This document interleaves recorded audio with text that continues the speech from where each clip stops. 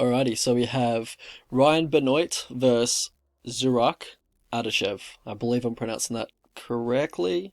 Yeah. Alright, so for Adashev, he hasn't been fighting too long. He's only got 6 fights. All his wins are against very poor competition, very green competition. But yeah, as he's joined the UFC, he's had a pretty tough schedule. So he's had Tyson Nam and Sue Madaji. So both quite big, long strikers for flyweight, and this is a bit of a different look for him. Benoit still has the reach advantage on him, a 3-inch, 3.5-inch reach advantage, but yeah, Benoit is around the same height and about the same type of body type as Adashev. Benoit hasn't had the greatest run in the UFC. He has gone 3-5 in the organization. The 3 wins that he's had, 2 of them are by a KO, so he does have power for a flyweight. So we'll break down the striking of these two, where I believe it's mostly going to be contested. Adashev, he is a southpaw, comes from that kickboxing background, utilizes a lot of feints. I'd probably compare him to like a Daniel Tamer.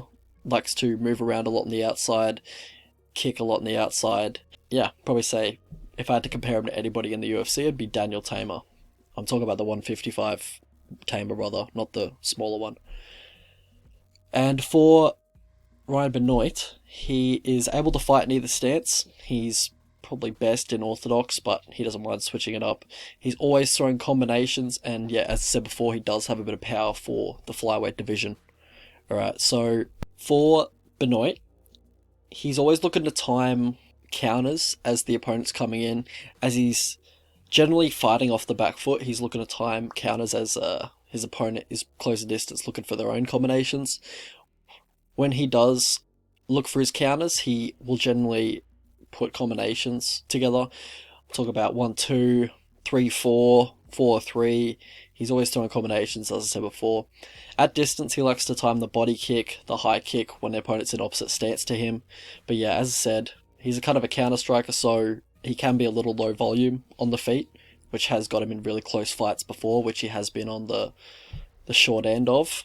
And for Adashev, he looks to close distance, nullify that reach advantage that he's usually giving up, looks to get in the pocket, land a 3-2 or a 2-3. He level changes pretty much every time he's looking to close the distance, so it's kind of a tell when he does want to close the distance. He'll look to level change and then load up on that left hook, and you can kind of tell when the left hook's coming, so it allows opponents to counter him quite effectively. And he will keep his hands low when he is entering range, and after he does throw that left hook, his lead hand will drop. So whenever he throws the 3-2, on his extension of the 2, his lead hand is generally quite low. So I think that's something Benoit will be looking for.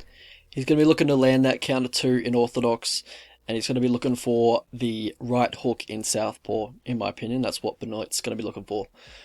Benoit doesn't really check leg kicks, so Adashev comes from that kickboxing background. I can see him using some inside leg kicks, outside leg kicks against Benoit. Alright, so in the grappling, for Adashev, well, Benoit doesn't really look to offensively grapple too much. For Adashev, he looks to frame off and reverse takedowns when opponents do shoot on him. He looks for like judo throws in the clinch, looks to look for judo throws in the clinch whenever opponents do have the body lock or the clinch against him. He will go for silly submissions when defending takedowns and end up in inferior position, like he'll go for like a Kimura trap when he doesn't really have it in, or against an opponent who's obviously much bigger and has the wrestling advantage.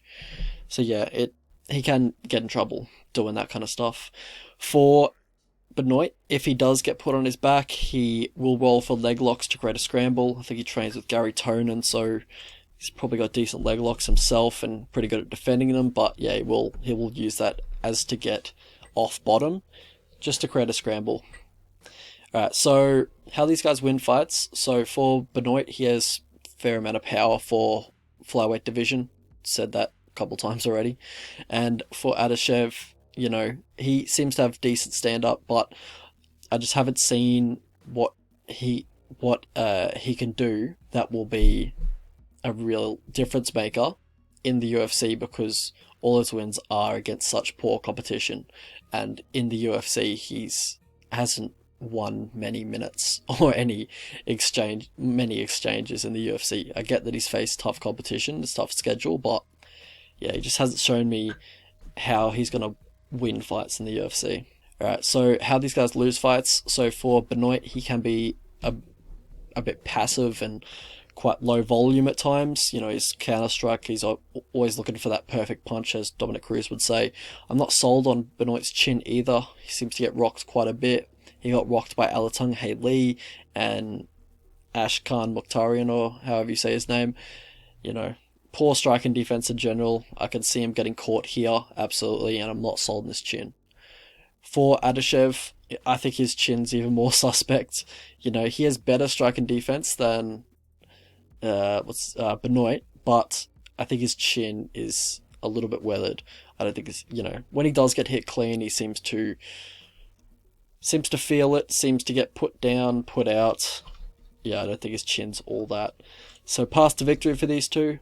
For Adashev, look to keep on the outside, kicks to the body, kicks to the head at distance. Just touch him with the leg kicks. If he's not checking him, go ham on the leg kicks. Just don't get too predictable with your kicking game, because he will always be looking for that counter, and he does have power. For Ryan Benoit, look to use that uppercut as he's closing distance. Look to mix in the body kicks when you're an orthodox and he's a southpaw, and look to mix in your wrestling as well. Look to maybe get him off his on his back. So yeah, should be a fun fight here. Adashev, he's going to get the fight he wants, you know, a kickboxing match pretty much. Both don't have the best strike and defense, so I wouldn't be surprised at a finish by either party. I think it'll be pretty back and forth. I see Benoit landing the harder shots and his chin holding up a little bit better than Adashev's. But I feel like it should be pretty competitive on the feet, and I don't think it hits the mat. Maybe a little bit of clinching, but mostly a stand-up fight. I could definitely see Benoit getting a finish more than I can see Adashev getting a finish. I could see Adashev getting a little predictable on the feet, and, you know, Benoit just countering him later on in the fight and maybe even putting him out. But I do think, yeah, Benoit will be landing the better shots. Alright, let's have a look at the betting lines. So the prediction is Ryan Benoit, and I think he gets it done by decision, but I can absolutely see a knockout. I think this fight is quite close though. Probably go 55 to 50% in favour of Benoit. And, you know, if you like props, then maybe Benoit inside the distance, if that's like around $6 or plus 500. Yeah, just saying that because I have no faith in Adashev's chin. You know, probably go small on it. So yeah, with Adashev, you know, he's getting the fight he wants here, and I think he'll do much better than he has in the past, in his past UFC performances. So I do like him at around $2.30, plus $2.30, or plus 130 for the American viewers. So yeah, I do think this fight is going to be fairly close, very competitive, and I just slightly lean Benoit, but I can absolutely see Benoit knocking him out. I could see Adashev knocking him out as well, but I have much more faith in Benoit's chin than Adashev's. So yeah, I think it's going to be a competitive fight. Should be a good one to watch as well.